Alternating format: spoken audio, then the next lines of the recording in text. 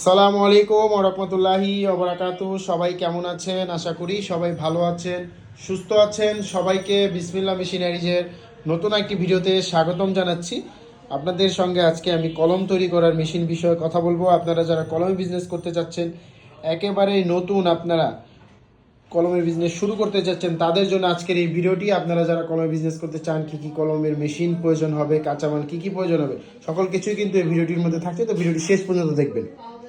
তো সর্বপ্রথম যারা কলমের বিজনেসে একেবারেই নতুন আকারে আপনারা করতে চাচ্ছেন কলমের বিজনেসটি, সেক্ষেত্রে কিন্তু আপনাদের সর্বপ্রথম এক সেট আপ মেশিন প্রয়োজন হবে। তো স্ক্রিনের মধ্যে 4টি মেশিন দেখতে পাচ্ছেন, এই 4টি মেশিন মিলে এক সেট আপ মেশিন হয়।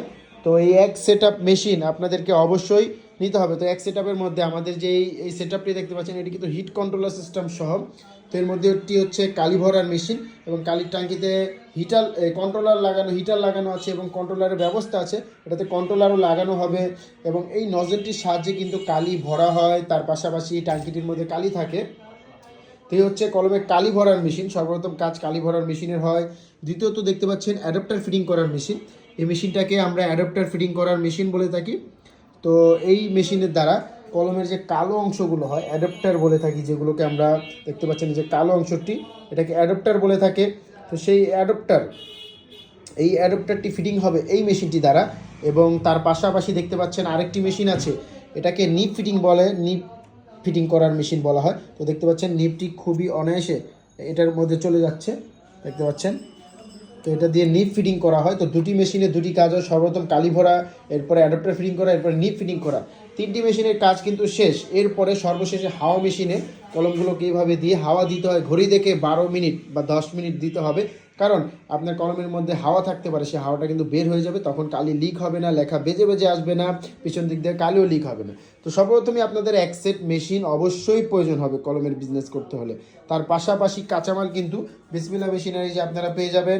কাঁচামাল আমাদের কাছে, আমার হাতে যে বডিটা, এটা হচ্ছে পিন পয়েন্ট বডি, যেগুলো হচ্ছে pin point body, gripper body বলা হয়। পিছনে এইরকম বুতাম থাকবে, এবং তার পাশাপাশি দেখতে পাচ্ছেন এগুলো হচ্ছে সবগুলো হাই স্কুল বডি।